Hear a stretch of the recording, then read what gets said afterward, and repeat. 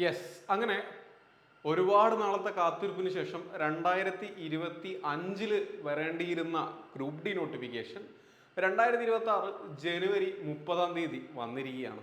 Okay, അപ്പോൾ കഴിഞ്ഞ വർഷത്തെ നോട്ടിഫിക്കേഷൻ ഒരുപാട് ഡിലേ ആവുകയും കേസുമായി ബന്ധപ്പെട്ട് ഒരുപാട് സമയമെടുക്കുകയും പരീക്ഷകൾ ഇപ്പോൾ അവസാനിക്കാനിരിക്കുന്ന സാഹചര്യത്തിലാണ് ഈ വർഷത്തെ 2026 പുതിയ ഗ്രൂപ്പ് ഡി എക്സാം നടക്കുമെന്ന് പറഞ്ഞ് നോട്ടിഫിക്കേഷൻ വന്നിട്ടുള്ളത്. ഒരു മാസം മുമ്പ് ഏകദേശം ഒരു ഡിസംബർ 27 നമ്മുടെ പേപ്പറിലൊക്കെ എംപ്ലോയ്മെന്റ് ന്യൂസായിട്ട് നോട്ടീസായിട്ട് വന്നിട്ടുണ്ടായിരുന്നു. ഡീറ്റെയിൽഡ് നോട്ടിഫിക്കേഷൻ വരുന്നത് ഇന്നത്തെ ദിവസമാണെന്നുള്ളൊരു വ്യത്യാസമുണ്ട്. അപ്പോൾ കുറച്ച് കാലമായി നമ്മൾ ജനുവരി തുടക്കം മുതലേ കാത്തിരിക്കുന്നുണ്ടായിരുന്നു, ഉടനെ വരും എന്നുള്ളൊരു പ്രതീക്ഷയിൽ ഇന്നിപ്പോൾ ഏകദേശം ഒരു മാസം കംപ്ലീറ്റ് ആവാനായപ്പോഴാണ് നോട്ടിഫിക്കേഷൻ അനൗൺസ് ചെയ്ത് അല്ലെങ്കിൽ റിലീസ് ചെയ്യപ്പെട്ടിട്ടുള്ളത്. എന്തൊക്കെയാണ് നോട്ടിഫിക്കേഷനിൽ മെയിനായിട്ട് പറഞ്ഞിരിക്കുന്നത്, നമ്മൾ എന്തൊക്കെ കാര്യങ്ങൾ കാര്യമായി ശ്രദ്ധിക്കണം പഠിക്കുന്ന സമയത്ത്, അതുപോലെ തന്നെ അപ്ലൈ ചെയ്യുന്ന സമയത്ത്, പ്രത്യേകിച്ചും അപ്ലൈ ചെയ്യുമ്പോൾ എന്തൊക്കെ ശ്രദ്ധിക്കണം എന്നുള്ളത് കൃത്യമായി മനസ്സിലാക്കുക. നമ്മളെല്ലാവരും അപ്ലൈ ചെയ്യുമ്പോൾ വരുന്ന ഒരുപാട് തെറ്റുകളുണ്ട്. ഈ തെറ്റുകൾ ചിലപ്പോൾ നിങ്ങൾ ക്വാളിഫൈ ആയി വെരിഫിക്കേഷന് പോകുന്ന സമയത്തൊക്കെയാണ് പ്രശ്നങ്ങൾ ഉണ്ടാക്കുക. അതുകൊണ്ട് കൃത്യമായി കാര്യങ്ങൾ മനസ്സിലാക്കിയതിന് ശേഷം മാത്രം അപ്ലൈ ചെയ്യുക. അപ്ലൈ ചെയ്യുമ്പോൾ ഒരു കാര്യം കൂടെ നിങ്ങൾ ഓർക്കേണ്ടതുണ്ട്, നിങ്ങൾക്ക് അവിടെ ഒരു പ്രയോറിറ്റി ഓർഡർ കൊടുക്കാനുണ്ട്. ഇന്ന ജോലികൾ എന്നുള്ള പ്രയോറിറ്റി ഓർഡർ കൊടുക്കാനുണ്ട്. അവിടെ മെഡിക്കൽ സ്റ്റാൻഡേർഡിനെ പറ്റി മനസ്സിലാക്കേണ്ടതായിട്ടുണ്ട്. പിന്നെ നിങ്ങൾക്ക് ഏതൊക്കെയാണ് അപ്ലൈ ചെയ്യാൻ പറ്റുന്നത് എന്നുള്ളത് മനസ്സിലാക്കേണ്ടതുണ്ട്. ഏതൊക്കെ സോണുകളാണുള്ളത് എന്നുള്ളത് മനസ്സിലാക്കേണ്ടതുണ്ട്. ഇതൊക്കെ വളരെ പ്രധാനപ്പെട്ട കാര്യങ്ങളാണ്. തീർച്ചയായും വീഡിയോ മുഴുവനായി കാണുക. നോട്ടിഫിക്കേഷനിൽ നിങ്ങൾ അറിഞ്ഞിരിക്കേണ്ട ഏറ്റവും പ്രധാനപ്പെട്ട എല്ലാ കാര്യങ്ങളും ഉൾപ്പെടുത്തിക്കൊണ്ടുള്ള വീഡിയോ ആണ്. നിങ്ങൾക്ക് എന്തെങ്കിലും സംശയങ്ങൾ ഉണ്ടെങ്കിൽ തീർച്ചയായിട്ടും കമന്റ് ചെയ്യാവുന്നതാണ്. ശരി, നമുക്ക് വീഡിയോയിലേക്ക് പോവാം. റെയിൽവേ ഗ്രൂപ്പ് ഡി 2026 പരീക്ഷയിൽ ഏറ്റവും ആദ്യം അറിഞ്ഞിരിക്കേണ്ടതും ഏറ്റവും പ്രധാനപ്പെട്ടതും ഡേറ്റുകളാണ്. ഏതൊക്കെ ഡേറ്റുകളാണ് നിങ്ങൾ ഓർത്തിരിക്കേണ്ടതെന്ന് ഞാൻ പറഞ്ഞുതരാം. ഒന്നാമത്തത്, എംപ്ലോയ്മെന്റ് ന്യൂസ് വരുന്നത് 27/12 ഡിസംബർ 12 ആയിരുന്നു 2025. എന്നാൽ നോട്ടിഫിക്കേഷൻ വരുന്നത് 30 ഏത് ജനുവരി 30. ജനുവരി 31/1/2026 ജനുവരി 31 2026 ജനുവരി 31 എത്ര മണിക്ക്? 12 മണി മുതൽ നിങ്ങൾക്ക് അപ്ലിക്കേഷൻ സ്റ്റാർട്ട് ചെയ്യാവുന്നതാണ്. അതായത് 31 മുതൽ അപ്ലിക്കേഷൻ സ്റ്റാർട്ട് ചെയ്യുന്നുണ്ട്. അത് എൻഡ് ആവുക മാർച്ച് മാസം 2 2 3 മാസം ഒന്നും ഉണ്ടെന്ന് വിചാരിക്കരുത്. ഫെബ്രുവരി മാസം മാത്രമേ നമുക്കുള്ളൂ. ജനുവരി ലാസ്റ്റ് ഡേ, ജനുവരിയുടെ അവസാനത്തെ ദിവസം സ്റ്റാർട്ട് ചെയ്ത് മാർച്ചിന്റെ ആദ്യത്തെ ദിവസം അവസാനിക്കും. മാർച്ച് 2 അവസാനിക്കും. അപ്പോൾ ഫെബ്രുവരി മാസം കൃത്യമായി ഒരു മാസം മാത്രമാണ് നമ്മളെ മുന്നിൽ പരീക്ഷയ്ക്ക് അപ്ലൈ ചെയ്യാൻ വേണ്ടിയുള്ളത്. അതിനിടയിൽ ഒരുപാട് സർട്ടിഫിക്കറ്റ് നമ്മൾ സംഘടിപ്പിക്കേണ്ടതുണ്ട്. അതിനെപ്പറ്റി ഞാൻ പറയാം. ഓക്കെ, ഇനി അവിടെ നമ്മൾ ഫീ അടയ്ക്കേണ്ട ലാസ്റ്റ് ഡേറ്റ് 3/4 മാർച്ച് 4 അതിന് മുമ്പ് ഫീസ് അടച്ചിട്ടുണ്ടാവണം. പിന്നെ നമുക്ക് എറർ തിരുത്താൻ വേണ്ടിയിട്ട് ഒരു ഡേറ്റ് ഉണ്ട്. 5 മീൻസ് തിരുത്തലുകൾ വരുത്താൻ വേണ്ടി മോഡിഫിക്കേഷൻസിന് വേണ്ടി ഒരു ഡേറ്റ് ഉണ്ട്. അതാണ് മാർച്ച് 5 മുതൽ മാർച്ച് 14 വരെയുള്ള ഡേറ്റ്. നിങ്ങൾ റെയിൽവേ അപ്രന്റീസ്ഷിപ്പ് പരീക്ഷ എഴുതിയിരിക്കുന്ന ആളുകളാണെങ്കിൽ അവിടെ ഓർക്കേണ്ട ഒരു കാര്യം ഞാൻ പറഞ്ഞുതരാം.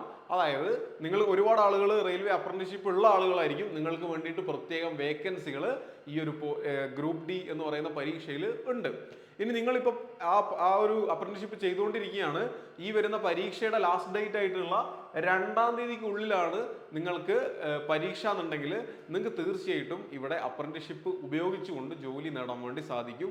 അതൊന്ന് ഓർത്ത് വെച്ചോണം. ആകെ ഉണ്ടാവേണ്ട ഒരു കാര്യം എന്ന് പറയുന്നത് മാർച്ച് 2 മുന്നേ നിങ്ങൾക്ക് അതിൻ്റെ പരീക്ഷ നടക്കുന്നുണ്ടാവണം. അത്രയും കാര്യങ്ങൾ മാത്രം ഓർത്ത് വെക്കുക. ഇനി ഇവിടെ നിങ്ങൾക്ക് അഥവാ സ്ക്രൈബ് വേണമെന്നുണ്ടെങ്കിൽ സ്ക്രൈബ് ഡീറ്റെയിൽസ് കൊടുക്കാനുള്ള ഡേറ്റ് ആണ് 15/3 മുതൽ 19/3 വരെ. അതായത് മാർച്ച് 15 മുതൽ മാർച്ച് 19 വരെ സ്ക്രൈബിന് വേണ്ടിയിട്ടുള്ള ഡേറ്റ് ആണ്. എല്ലാവർക്കും ആവശ്യമുള്ള ഡേറ്റ് അല്ല എന്നുള്ളത് ഓർത്ത് വെച്ചോളാം. ശരി, അപ്പോൾ അതാണ് പ്രധാനപ്പെട്ട ഡേറ്റുകൾ. നമ്മൾ അതിൽ അറിഞ്ഞിരിക്കേണ്ടത് ഒരു മാസമാണ് അപ്ലൈ ചെയ്യാനുള്ളത്.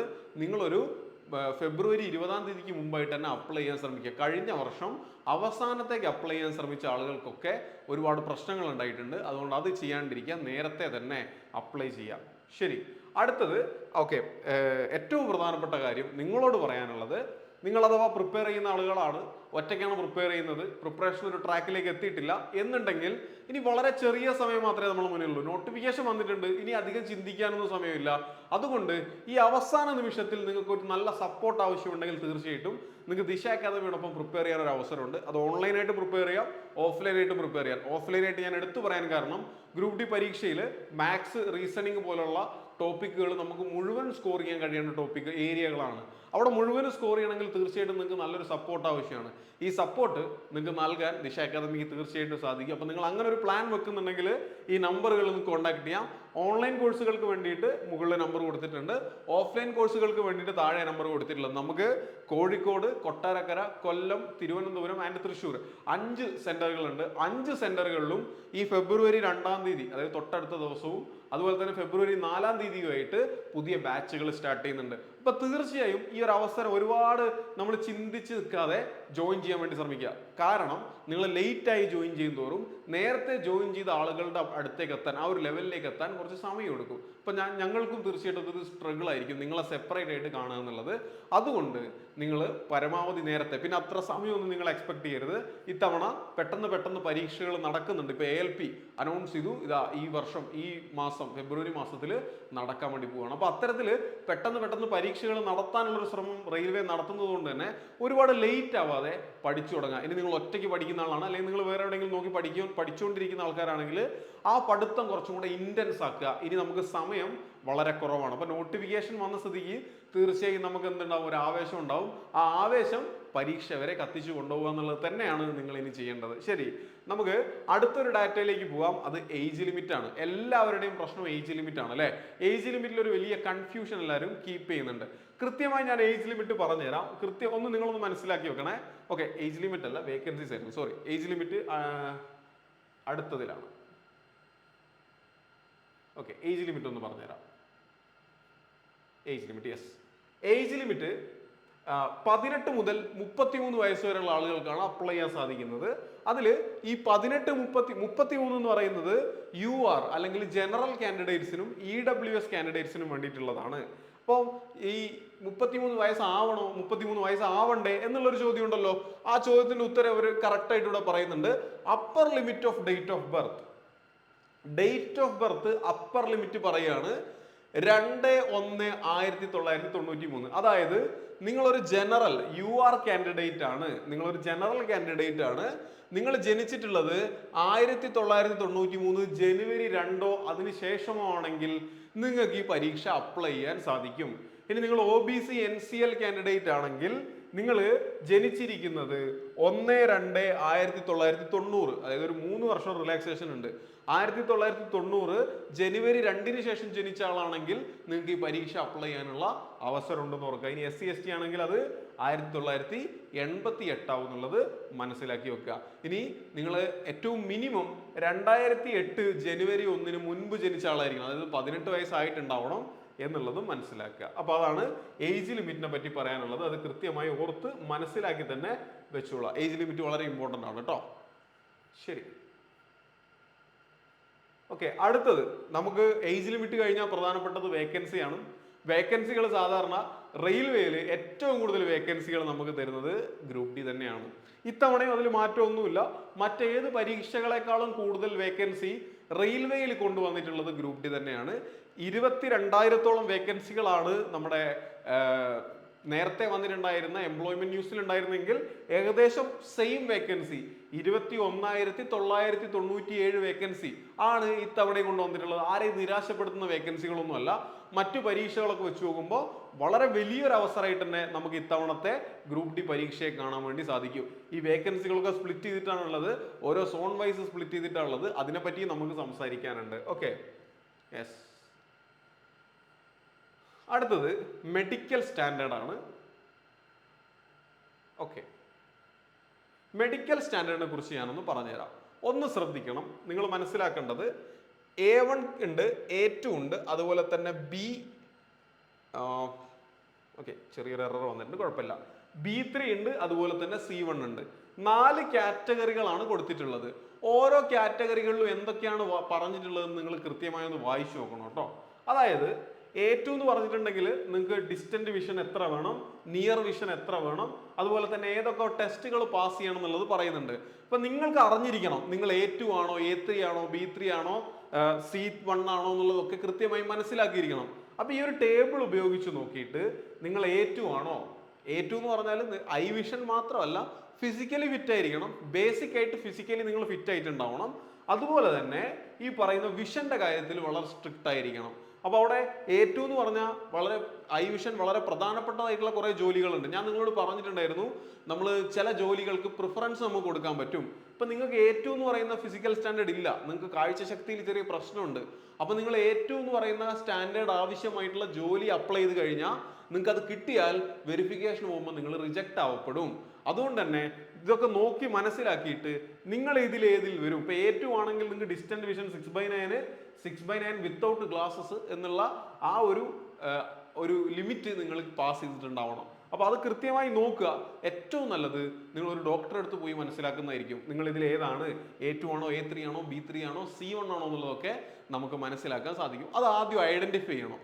ഇനി അവിടെ ഒരു കാര്യം കൂടെ ഓർക്കുക, candidates who have undergone LASIK surgery or any other surgery procedure to correct refractory error are not eligible for the post having medical standards A2, A3. A2, A3 എന്ന് പറയുന്ന ആ രണ്ട് കേസുകളുണ്ട്. A2, A3 എന്ന് പറയുന്ന രണ്ട് കേസുകൾ. ഈ രണ്ട് കേസുകളിലും നിങ്ങൾക്ക് ഈ 6/9 ഉണ്ടായിട്ട് കാര്യമില്ല. നിങ്ങൾ ലേസിക് സർജറി ഒന്നും ചെയ്തിട്ടുണ്ടാവാൻ പാടില്ല.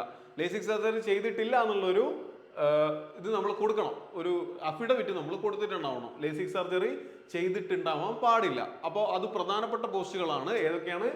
A2 വരുന്ന പോസ്റ്റുകളും A3 വരുന്ന പോസ്റ്റുകളും, അങ്ങനെ കുറച്ച് പോസ്റ്റുകളുണ്ട്. ആ പോസ്റ്റുകൾക്ക് നിങ്ങൾ ലേസിക് സർജറി ചെയ്തിട്ടുണ്ടാവരുത്.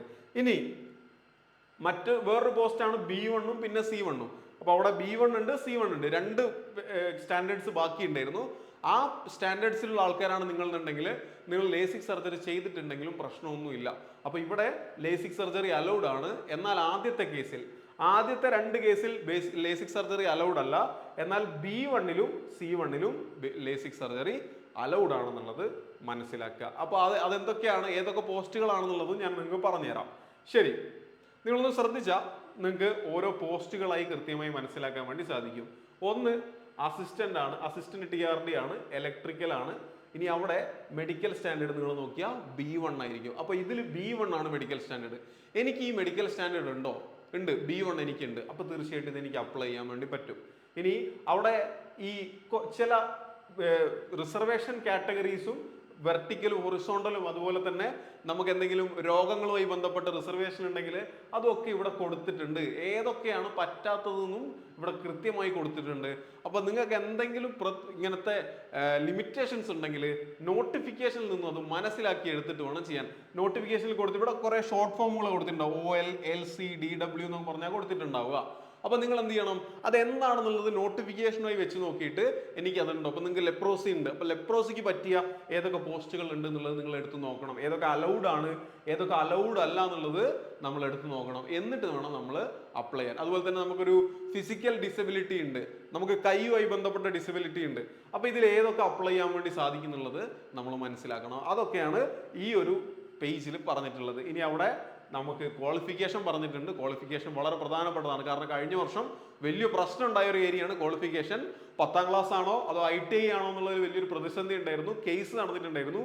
പക്ഷെ ഇത്തവണ കൃത്യമായി പറയുന്നുണ്ട്, നിങ്ങൾക്ക് 10th പാസ് ഓർ ITI മതി എന്നുള്ളത് അവിടെ എടുത്തു പറയുന്നുണ്ട്. 10th pass or ITI or equivalent or നമ്മുടെ NAC, അതായത് നമ്മുടെ അപ്രന്റീസ്ഷിപ്പിന്റെ സർട്ടിഫിക്കറ്റ് ഉണ്ടെങ്കിൽ അതൊക്കെയാണ് അവിടെ എന്തായിട്ട് പറഞ്ഞിരിക്കുന്നത്, ക്വാളിഫിക്കേഷന് വേണ്ടിയിട്ടുള്ള ഡീറ്റെയിൽസ് ആയി കൊടുത്തിട്ടുള്ളത്. അപ്പോൾ അവിടെ ഒരു 14 പോസ്റ്റുകൾ ഉണ്ട്. നിങ്ങൾ ഈ 14 പോസ്റ്റുകളും എടുത്ത് നോക്കണം. നോട്ടിഫിക്കേഷൻ എടുത്തിട്ട് 14 പോസ്റ്റുകളും നോക്കി അതിൽ എനിക്ക് ഓക്കെ ആയിട്ടുള്ള പോസ്റ്റുകൾ ഏതാണ്, നിങ്ങൾ B1 ആണോ, C1 ആണോ, A1 ആണോ, A3 ആണോ എന്നുള്ളത് നോക്കിയിട്ട്, A2 ആണോ നോക്കിയിട്ട് അതിൽ എനിക്കിതിൽ ഏതൊക്കെ അപ്ലൈ ചെയ്യാൻ പറ്റും എന്നുള്ളതും കൂടെ ഒന്ന് മനസ്സിലാക്കി വെക്കുക. എന്നിട്ട് വേണം ഓർഡർ അനുസരിച്ച് സോൺ നോക്കി അപ്ലൈ ചെയ്യാൻ. ഓക്കെ, അങ്ങനെ സോൺ നോക്കി അപ്ലൈ ചെയ്യുന്ന സമയത്ത് അവിടെ ഒരു പ്രശ്നം എന്ന് പറഞ്ഞാൽ മലയാളികളെ സംബന്ധിച്ചിടത്തോളം ഉള്ള ഒരു സങ്കടം എന്ന് പറഞ്ഞാൽ തിരുവനന്തപുരം സോൺ ഇതിൽ കൊടുത്തിട്ടില്ല. ഇവിടെ നമുക്ക് ഏതൊക്കെയാണ് വന്നിട്ടുള്ളതെന്ന് വെച്ചാൽ ചെന്നൈ വന്നിട്ടുണ്ട്, ചെന്നൈയുമായി ബന്ധപ്പെട്ട വേക്കൻസീസ് കൊടുത്തിട്ടുണ്ട്. അതുപോലെ തന്നെ നമുക്ക് സദേൺ റീജിയൻ്റെത് ചെന്നൈയിലാണ് കൊടുത്തിട്ടുള്ളത്. പിന്നെ നമ്മുടെ അടുത്തായി വന്നിട്ടുള്ളത് ബാംഗ്ലൂർ ഉണ്ട്, സൗത്ത് വെസ്റ്റേണ്ടത് ബാംഗ്ലൂർ ഉണ്ട്. പിന്നെ എവിടെ ഉള്ളത് നമ്മുടെ അടുത്ത് സൗത്ത് സെൻട്രലിൻ്റെത് സെക്കന്ദരാബാദ് ഉണ്ട്. 3 RRBകളാണ് ഉള്ളത്. ഇപ്പോൾ 3 RRBകളിൽ വേക്കൻസി നിങ്ങൾ നോക്കി കൊടുക്കുക. എനിക്ക് തോന്നുന്നു സെക്കന്ദരാബാദിലൊക്കെ അത്യാവശ്യം വേക്കൻസി ഉണ്ട്. അപ്പം നിങ്ങൾക്ക് നിങ്ങളുടെ മെഡിക്കൽ സ്റ്റാൻഡേർഡ് അനുസരിച്ചുള്ള വേക്കൻസി എവിടെയാണോ കൂടുതലുള്ളത് അവിടെ കൊടുക്കുക. കൊടുക്കുമ്പോൾ ഒരു കാര്യം ശ്രദ്ധിക്കണം, ഈ ഒരു നോട്ടിഫിക്കേഷനിൽ കൃത്യമായി പറയുന്നുണ്ട്, നിങ്ങൾ ഒരു സോണിൽ ജോലി കിട്ടിക്കഴിഞ്ഞാൽ മിനിമം 5 വർഷം മുതൽ 10 വർഷം വരെയെങ്കിലും എക്സ്പീരിയൻസ് ആയെങ്കിൽ മാത്രമേ അവിടെ നിന്ന് ഒരു ട്രാൻസ്ഫർ നിങ്ങൾക്ക് ഉണ്ടാവുള്ളൂ. അപ്പോൾ നിങ്ങൾക്ക് ജോലി കിട്ടുന്ന സ്ഥലത്ത് മിനിമം 5 വർഷമെങ്കിലും നിങ്ങൾ താമസിക്കേണ്ടതായി വരും. അതുകൊണ്ട് ശ്രദ്ധിച്ച് മാത്രം സോണ് അപ്ലൈ ചെയ്യുക. ശരി, ഏജ് ലിമിറ്റിനെ പറ്റി നമ്മൾ സംസാരിച്ചിട്ടുണ്ടായിരുന്നു. ഇനി ഫീസാണ്. സാധാരണ കാൻഡിഡേറ്റ്സിന് 500 രൂപയാണ് ഫീസ് ഉള്ളത്. അതിൽ 100 രൂപ അവരെടുക്കും. പരീക്ഷ നിങ്ങൾ അറ്റൻഡ് ചെയ്യുകയാണെങ്കിൽ 100 രൂപ കഴിഞ്ഞ് ബാക്കി 400 രൂപ നമുക്ക് റീഫണ്ട് ചെയ്യും. പരീക്ഷ നിങ്ങൾ എഴുതുന്നില്ലെങ്കിൽ ആ 500 രൂപ നിങ്ങൾക്ക് തിരിച്ചു കിട്ടുന്നുണ്ടാവില്ല. ഇനി candidates SC ST ex servicemen ആണ്, ഫിസിക്കലി ഡിസേബിൾഡ് ആണ്, ഫീമെയിൽ ആണ്, അല്ലെങ്കിൽ ട്രാൻസ്ജെൻഡർ ആണ്, മൈനോറിറ്റീസ് ആണ്, EBC ആണ് എന്നൊക്കെ ഉണ്ടെങ്കിൽ നിങ്ങൾക്ക് 250 രൂപയാണുള്ളത്. അത് നിങ്ങൾക്ക് പരീക്ഷ എഴുതിയിട്ടുണ്ടെങ്കിൽ റീഫണ്ട് ആയി കിട്ടുന്ന എമൗണ്ട് ആണെന്നും കൂടെ ഓർക്കുക. നമ്മൾ ബാങ്ക് അക്കൗണ്ട് കൊടുക്കുമ്പോൾ കൃത്യമായി തന്നെ കൊടുക്കാൻ ശ്രമിക്കണം. ശരി, അടുത്തതായിട്ട് നമ്മൾ മനസ്സിലാക്കേണ്ടത് പരീക്ഷയെ പറ്റിയാണ്. പരീക്ഷ എങ്ങനെയാണെന്ന് അത്യാവശ്യം പ്രിപ്പയർ ചെയ്യുന്ന ആളുകൾക്ക് അറിയാം. എന്നാൽ ആദ്യമായിട്ട് പ്രിപ്പയർ ചെയ്യുന്ന ആളുകൾക്ക് ഈ പരീക്ഷയിൽ എന്തൊക്കെയാണുള്ളത് എന്നുള്ളതിനെ പറ്റി കൃത്യമായ ഒരു ധാരണ ഉണ്ടാവില്ല. അങ്ങനെയുള്ള ആളുകൾക്ക് വേണ്ടി പറഞ്ഞുതരാം. 90 മിനിറ്റ് ഡ്യൂറേഷൻ ഉള്ള ജനറൽ സയൻസിന് 25 questions, mathematics 25 questions, general intelligence and reasoning 25 questions, general awareness and current affairs. കഴിഞ്ഞ വർഷം ഇവിടെ കറണ്ട് അഫയേഴ്സ് ഒരുപാട് ചോദിച്ചിട്ടുണ്ടായിരുന്നു. അതുപോലെ തന്നെ ടോട്ടൽ 100 ക്വസ്റ്റ്യൻ. 90 മിനിറ്റിൽ 100 ക്വസ്റ്റ്യൻ ആണ് നമുക്കുള്ളത്. സമയം നമുക്ക് വലിയൊരു പ്രശ്നമല്ല. അപ്പോൾ അവിടെ നിങ്ങൾ ശ്രദ്ധിക്കേണ്ടത് മാത്സ് ആൻഡ് റീസണിങ്, മാത്സിലും റീസണിങ്ങിലും നിങ്ങൾക്ക് ഫുൾ മാർക്ക് സ്കോർ ചെയ്യാനുള്ള ഒരു വർക്ക് എടുക്കേണ്ടതായിട്ടുണ്ട്. നമ്മളെ കുട്ടികൾ കഴിഞ്ഞ വർഷം എഴുതിയ ഭൂരിഭാഗം ആളുകൾക്കും മാത്സും റീസണിങ് ഒരു പ്രശ്നമായില്ല. കൂടുതൽ ആളുകൾക്കും പ്രശ്നമായത് കറണ്ട് അഫയേഴ്സ് ഒക്കെയാണ്. അപ്പോൾ നമ്മൾ GK ഒക്കെ കുറച്ചും കൂടെ ശ്രദ്ധിച്ച് കാര്യങ്ങൾ മനസ്സിലാക്കി തന്നെ പഠിക്കാൻ വേണ്ടി ശ്രമിക്കുക. മാത്സും റീസണിങ്ങും അവിടെ ഒരു ഫിക്സഡ് ഡെപ്പോസിറ്റ് പോലെ ആയിരിക്കണം. പരമാവധി മാർക്ക് നമുക്ക് തരണം. അതുകൊണ്ട് തന്നെയാണ് ഞാൻ പറഞ്ഞത്, നിങ്ങൾ ഒട്ടും അമാന്തിക്കാതെ ഓഫ്ലൈൻ ബാച്ചുകളിലോ അല്ലെങ്കിൽ നമ്മുടെ കോഴ്സുകളിലേക്കൊക്കെ ജോയിൻ ചെയ്യാൻ വേണ്ടി ശ്രമിക്കണം. ശരി, ഇനി നമ്മുടെ കമ്പ്യൂട്ടർ ബേസ്ഡ് എക്സാം മാത്രമല്ല, എക്സാം നടക്കുന്ന കമ്പ്യൂട്ടർ ബേസ്ഡ് ആയിട്ടാണ്. അതായത് നമുക്ക് കമ്പ്യൂട്ടർ ഉണ്ടാവും, ഓപ്ഷൻസ് ഉണ്ടാവും. ഓപ്ഷൻസിൽ ഒരെണ്ണം സെലക്ട് ചെയ്യുക എന്നുള്ളതാണ് നമ്മൾ ചെയ്യേണ്ടത്. ശരിയായിട്ടുണ്ടെങ്കിൽ 1 മാർക്ക്, തെറ്റിയിട്ടുണ്ടെങ്കിൽ -1/3 എന്നുള്ളതും കൂടെ ഓർത്തോണം.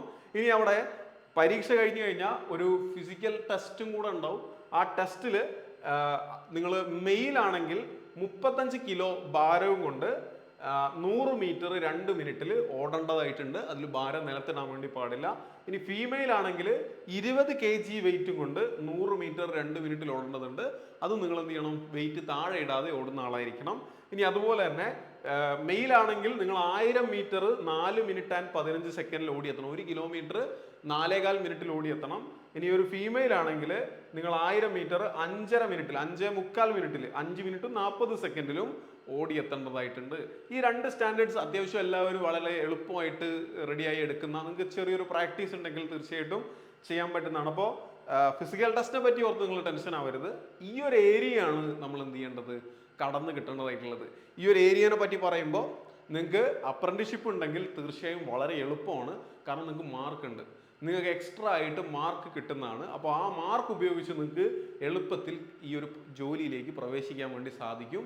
അതുകൊണ്ട് ഈ അവസരം നഷ്ടപ്പെടുത്തരുത്. അപ്രന്റീഷിപ്പ് ഉണ്ടെങ്കിൽ നിങ്ങൾ നന്നായി പഠിക്കുക. നിങ്ങൾ വിചാരിച്ച സ്ഥലത്ത്, നിങ്ങൾ വിചാരിക്കുന്ന സോണിൽ നിങ്ങൾക്ക് കിട്ടും. റൈറ്റ്,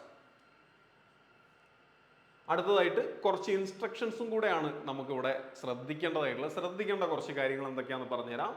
ഒന്ന്, നിങ്ങൾക്ക് നിങ്ങളെ മൊബൈൽ നമ്പർ ചേഞ്ച് ചെയ്യാനോ ഇമെയിൽ അഡ്രസ്സ് ചേഞ്ച് ചെയ്യാനോ പറ്റില്ല.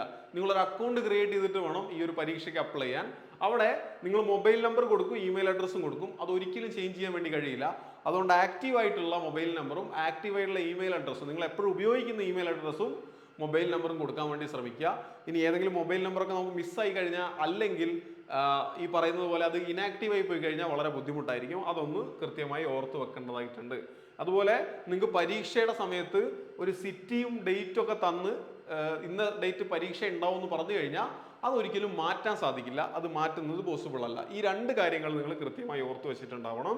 ഇനി ഒരു പരീക്ഷയ്ക്ക് നിങ്ങൾ ഒരു ആപ്ലിക്കേഷൻ അയക്കാൻ പാടുള്ളൂ. അതായത് 2 വെബ്സൈറ്റുകളിൽ കയറി 2 സോണുകളിലേക്ക് ഡിഫറെൻ്റ് ആയിട്ട് അപ്ലിക്കേഷൻസ് അയക്കാൻ പാടില്ല. നിങ്ങൾ ഏത് സോണാണോ ചൂസ് ചെയ്യുന്നത് ആ സോണിൽ മാത്രമേ അപ്ലൈ ചെയ്യാൻ വേണ്ടി പാടുള്ളൂ. നിങ്ങൾ വേറൊരു സോണിലും കൂടെ അപ്ലൈ ചെയ്യാമെന്ന് വിചാരിച്ചിട്ടുണ്ടെങ്കിൽ രണ്ടും ഡിസ്ക്വാളിഫൈഡ് ആയി പോവും. രണ്ട് അപ്ലിക്കേഷൻസും അവർ ഡിസ്ക്വാളിഫൈ ചെയ്യും, അതുപോലെ തന്നെ നിങ്ങളെ ഡീബാറും ചെയ്യും. അപ്പോൾ അത് ഓർത്തോണം, ഒരു സ്ഥലത്തേക്ക് മാത്രമേ അപ്ലൈ ചെയ്യാൻ വേണ്ടി പാടുള്ളൂ. ഇനി NCL സർട്ടിഫിക്കറ്റ്, EWS സർട്ടിഫിക്കറ്റ് ഒക്കെ എടുക്കുന്ന ആളുകളാണെങ്കിൽ കഴിഞ്ഞ ഏപ്രിൽ മാസത്തിന് ശേഷമുള്ള സർട്ടിഫിക്കറ്റ് നിങ്ങളെ കയ്യിലുണ്ടാവണം. കാരണം ഒരു വർഷമാണ് നമുക്കതിൻ്റെ പരിധിയുള്ളത്. കഴിഞ്ഞ എക്കണോമിക് ഇയറിന് ഇപ്പോൾ ഉള്ള എക്കണോമിക് ഇയറിലുള്ള സർട്ടിഫിക്കറ്റാണ് നിങ്ങളെ കയ്യിൽ വേണ്ടത് അപ്ലൈ ചെയ്യുന്ന സമയത്ത്. ആ സർട്ടിഫിക്കറ്റും കൂടെ സൂക്ഷിച്ചു വെക്കാൻ വേണ്ടി ശ്രമിക്കുക, കയ്യിലുണ്ടാവാൻ വേണ്ടി ശ്രമിക്കുക. ഓക്കെ, അപ്പോൾ അത്രയാണ് ഓവറോൾ എനിക്ക് ഇതുമായി ബന്ധപ്പെട്ട് പറയാനുള്ളത്. ഇനി ഓരോ പോസ്റ്റിൻ്റെയും വേക്കൻസീസ് നമ്മുടെ നോട്ടിഫിക്കേഷനിലുണ്ട്. അപ്പോൾ നിങ്ങൾ നോക്കുക നിങ്ങൾക്ക് ഏതൊക്കെ പോസ്റ്റുകളാണ് അപ്ലൈ ചെയ്യാൻ സാധിക്കുന്നത്, അതിലേതിലാണ് വേക്കൻസി കൂടുതൽ, അതിലേതാണ് ചെന്നൈയിലുള്ളത്, അല്ലെങ്കിൽ അതിലേതാണ് സെക്കന്ദരാബാദ് ഉള്ളത്, അതിലേതാണ് ബാംഗ്ലൂർ ഉള്ളത്. അപ്പോൾ ആ പോസ്റ്റുകളൊക്കെ നോക്കിയതിന് ശേഷം എനിക്ക് അപ്ലൈ ചെയ്യാൻ ഏറ്റവും കൂടുതൽ സാധിക്കുന്ന പോസ്റ്റുകൾ ചിലപ്പോൾ ചെന്നൈയിലാണ് ഉണ്ടാവുക. അപ്പോൾ ചെന്നൈ സോൺ നമ്മൾ തിരഞ്ഞെടുക്കുക. ചെന്നൈ സോണിൽ തന്നെ ഏതൊക്കെ പോസ്റ്റുകൾ ഞാൻ പ്രിഫറൻസ് കൊടുക്കണം, ആ ഓർഡറിൽ നിങ്ങൾ പ്രിഫറൻസ് കൊടുക്കുക. എന്നിട്ട് പരീക്ഷയ്ക്ക് വേണ്ടി നന്നായിരുന്നു പഠിക്കുക. മറ്റ് കാര്യങ്ങളൊന്നും തൽക്കാലം ആലോചിച്ച് ടെൻഷൻ അടിക്കേണ്ടതായിട്ടില്ല. ഫെബ്രുവരി 15-ാം തീയതിക്കുള്ളിൽ തന്നെ നോട്ടിഫിക്കേഷൻ പ്രകാരം നമ്മൾ അപ്ലൈ ചെയ്യുക, ആപ്ലിക്കേഷൻ കംപ്ലീറ്റ് ചെയ്യുക, പഠിച്ചു തുടങ്ങുക. പഠിക്കുന്നതിൽ ഇനി ഒരു പിന്നോട്ട് പോക്ക് ഉണ്ടാവാൻ പാടില്ല. നമ്മൾ എത്ര കോൺഫിഡൻ്റ് ആയിട്ട് ഇന്നു മുതൽ പഠിക്കുന്നോ അത്രയും മാർക്ക് നിങ്ങൾക്ക് ജനറേറ്റ് ചെയ്യാൻ വേണ്ടി സാധിക്കും. എത്ര മാർക്ക് നിങ്ങൾ വാങ്ങുന്നോ നിങ്ങളുടെ ഒന്നാമത്തെ പ്രിഫറൻസ് തന്നെ നിങ്ങൾക്ക് ജോലിയായി കിട്ടാനുള്ള സാധ്യത ഏറെ കൂടുതലുമാണ്. അതുകൊണ്ട് തന്നെ ഒട്ടും മടിക്കാതെ പഠിച്ചു തുടങ്ങുക, ഏറ്റവും നന്നായി പഠിച്ചു തുടങ്ങുക, സംശയങ്ങളില്ലാതെ പഠിച്ചു തുടങ്ങുക. ഇനി നിങ്ങൾക്ക് വളരെ ബുദ്ധിമുട്ടാണ്, ഒട്ടും ട്രാക്കിലേക്ക് കയറാൻ പറ്റുന്നില്ല, ഒരു സപ്പോർട്ട് വേണം, ഒരു വലിയ സപ്പോർട്ട് വേണമെന്നുണ്ടെങ്കിൽ തീർച്ചയായും ദിശ ഫാമിലിയുടെ ഭാഗമായി വന്ന് പഠിക്കാൻ വേണ്ടി ശ്രമിക്കുക. അപ്പോൾ ഇത്രയും കാര്യങ്ങൾ മാത്രമാണ് എനിക്ക് പറയാനുള്ളത്. നമ്മളെ കോൺടാക്ട് ചെയ്യാനുള്ള നമ്പേഴ്സൊക്കെ ഒരു തവണ കൂടെ ഞാൻ താഴേക്ക് കൊടുത്തേക്കാം. നമ്പേഴ്സ് ഞാൻ ഒന്നും കൂടെ ഒന്ന് കാണിച്ചു തരാം.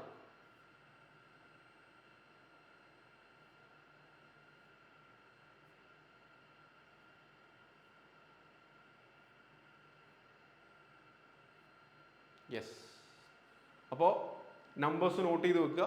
നിങ്ങൾക്ക് കോൺടാക്ട് ചെയ്യണമെന്നുണ്ടെങ്കിൽ തീർച്ചയായും കോൺടാക്ട് ചെയ്യുക. നമ്മുടെ കുട്ടികളുടെ കൂടെ ഇരുന്ന് പഠിച്ച് ഇത്തവണ നിങ്ങൾക്കും ഗ്രൂപ്പ് ഡി എക്സാം ക്ലിയർ ചെയ്യാൻ വേണ്ടി സാധിക്കട്ടെ. എല്ലാവർക്കും all the best and happy learning.